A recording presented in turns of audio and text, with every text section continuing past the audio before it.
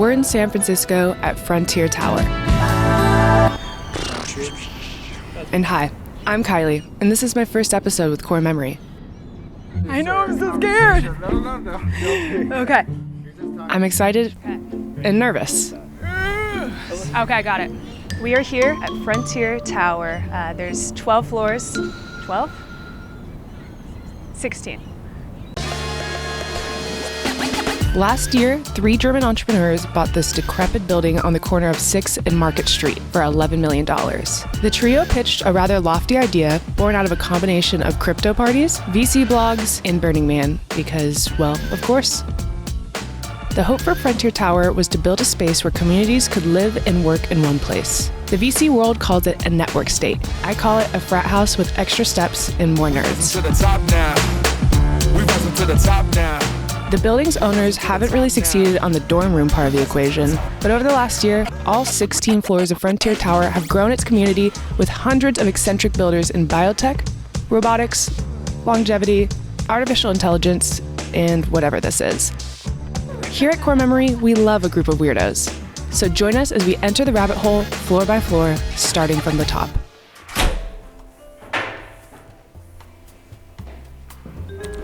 We're here at floor 16. There's lots of boho rugs and soft couches, but not a lot of people. Floors 16 and 15 are community spaces, but honestly, not a whole lot going on here outside of generic furniture. Sheet music. So let's keep moving on down. Most floors have unique names. Each represent the niche the floor owns. So this one, you should take your shoes off. All right, very San Francisco. This floor is all about human flourishing. It's early in the day here at Frontier Tower, so all of the floor leads are noodling on big ideas for their flagship event taking place in a few months. I don't like meetings. When does the flourishing start? And who is this guy? Weren't we going to see robots and science experiments? Didn't we tease this episode with a bunch of robots and science experiments? But then they offered me tea. And this does make me feel flourished. We become known as the heart and soul of the building, where you can press a button, come up here, have tea. We all know that outside of this very safe bubble of this building, this city, lots happening in the world, the poly crisis, we're in the middle of it. Yeah. So we want to hold a space to deal with the messiness of complex systems change, and also our inner work to say, how do we get there? How do we get to a better future? It's delicious. Capitalism be damned. That was some good tea. Now, let's go find some real nerds. Moving on down to floor 13. There's no floor 13. On to the 12th. This is their most secretive floor. Oh, it's this guy again. His name is Zeno, and it turns out he's actually the lead of the whole tower. The objective of this floor is to create a forum where we bring Web3 and Ethereum ethics into the Web2 Silicon Valley Bay Area mentality of building products and going to market. It's hard for me to pretend to care about crypto. I get why I'm getting the rundown here, though. How old were you when I created Ethereum? Yes. Yeah, 19. 19 years old. The germ that became Frontier Tower started with the Ethereum co-founder, Vitalik Buterin. It started with Zuzalu, a pop-up city in Montenegro. You pay a fee, and then you enter the beautiful network state, where you get to work, live, and party with like-minded technologists.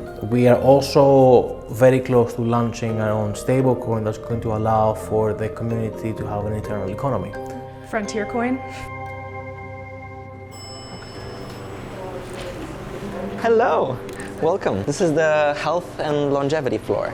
You enter as you are, Yes. and you exit, hopefully biologically younger. So I would like to live forever, I think. I mean, who likes death, involuntary death? Who likes diseases and aging and Not me. degeneration and so on? The mission is much bigger, to really make death optional.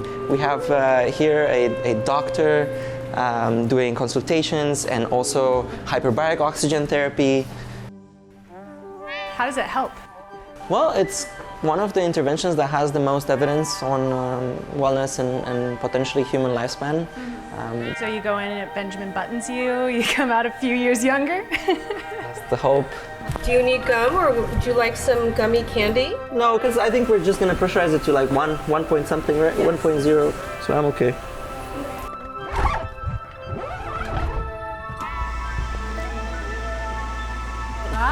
Can you hear me? Yeah. Oh my gosh. Live long and prosper. Which channel are you on?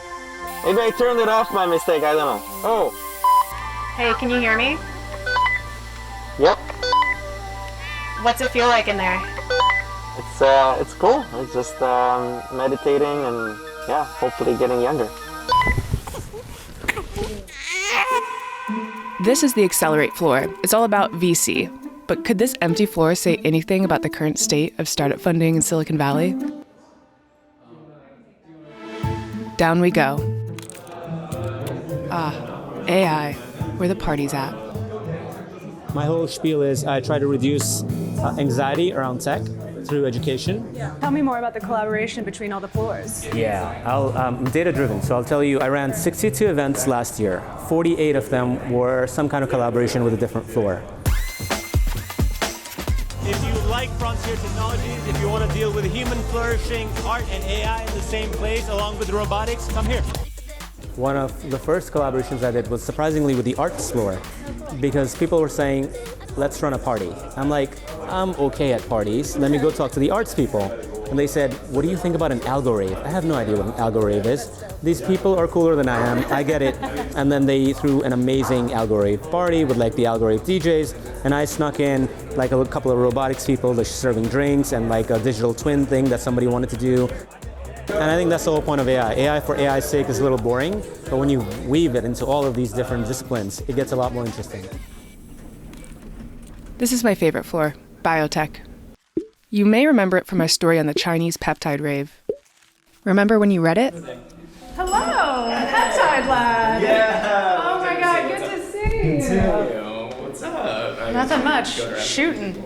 So this is the biopunk lab. Over here we have bioprinters. What? So this is a number of open source projects to print human tissue. Ew. Yeah. Can I get any weird diseases in here? No, Okay. no, not at all. Just curious. Part of the point of a space like this is that it's a realm where you can come learn and play in biology. That's not really allowed anywhere else. One of the things that's sorely lacking, particularly in the sciences, is bravery more than anything else. And if you look back in history, there are a number of Nobel Prizes that were actually awarded for people who were self-experimenting. So ranging from the guy who first did a cardiac catheterization, who did it on himself, all the way to this person who discovered stomach ulcer and ended up drinking a martini filled with this bacteria that caused him to have stomach ulcers to prove a point. And so we have this amazing history of scientists who are brave and experiment on themselves, and I don't think that's really put into the limelight or celebrated. Is that the biopunk ethos? There's a difference between hacking and punks, right? Biohacking is this idea of exploitation of a system for personal gain, where biopunk is an idea of rebelling against a system for mutual aid. Doing it in a way where it's safe and also you're among community. Also, is this pee? It looks like pee. That's bacteria food.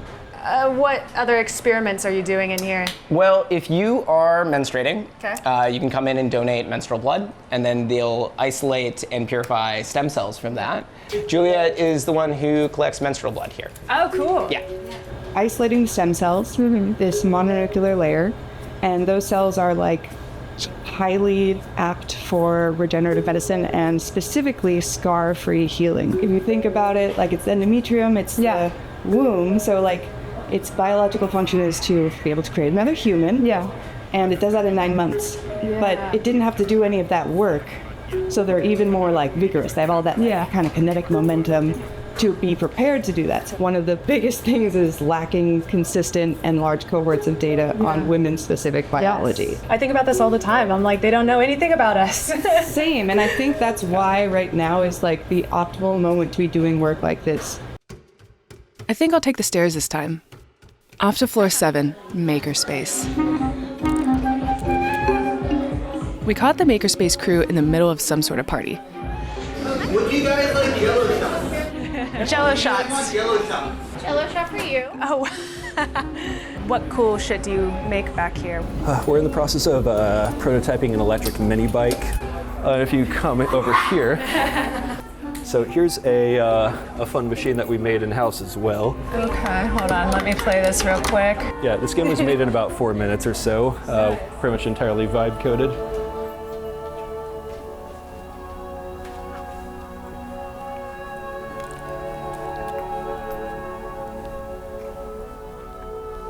Wow. Is he doing a photo shoot?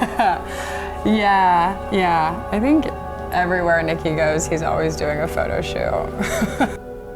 This is floor 6, the arts and music floor, but we've also named it MASS, Music, Art, Social Space. Nice. Music and art are some of the foundations of Frontier Tower. The trio of Germans that own the place run it from a company called Berlin House. After the Berlin Wall fell in 1989, the city was left empty from residents fleeing the conflict. The desolate buildings were rebuilt into some of the world's most famous clubs and art houses.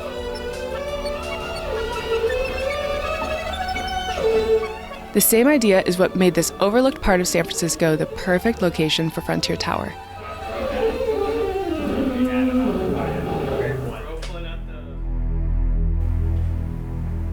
Nice.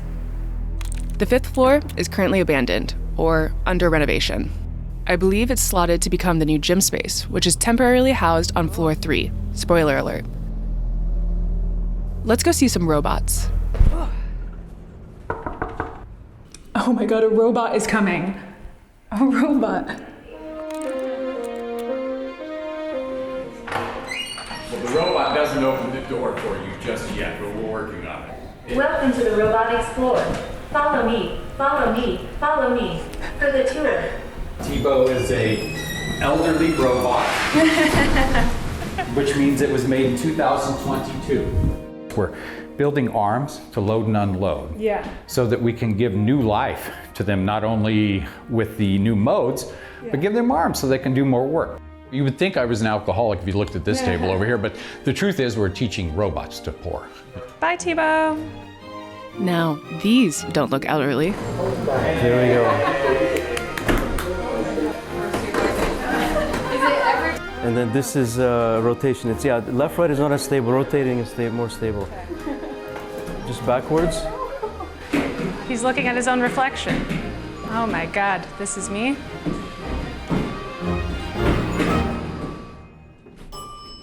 Now it's time to get shredded.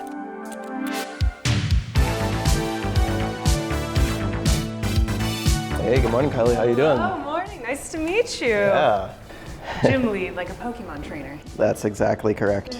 This has been the community space where people can move. The far future vision is collaborations with the biotech, longevity, and neuroscience floors to do some citizen science on human augmentation and under realistic performance conditions. Everyone is some kind of tech entrepreneur or desk worker or knowledge worker here. So it's the neck and shoulders are just everyone's thing. Really? Yeah, uniformly. Tech neck. Tech neck, yeah, there we go.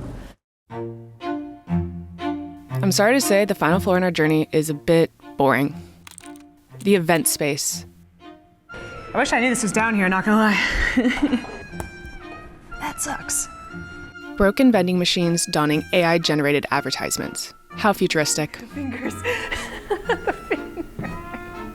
Holy crap. Okay, I'm delirious. It's time to wrap things up.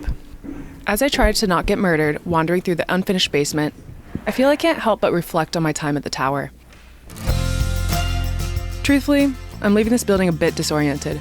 You've got everything from biotech scientists experimenting on themselves, artists and musicians channeling reunified 90s Berlin, and longevity researchers disappearing into hyperbaric chambers. The only thing I usually find all these groups uniting together for is their love of ketamine. Frontier Tower coalesces the stereotypes together. It's endearing in a lot of ways. Just a bunch of nerds getting together without the leering judgment of the outside world. I'm all for that. Me, I prefer the real world. One where humans bring me my cheap wine. I pay with real American dollars and my friends don't talk about living forever. See ya! But hey, at least these people give a shit about something. You guys want yellow stuff?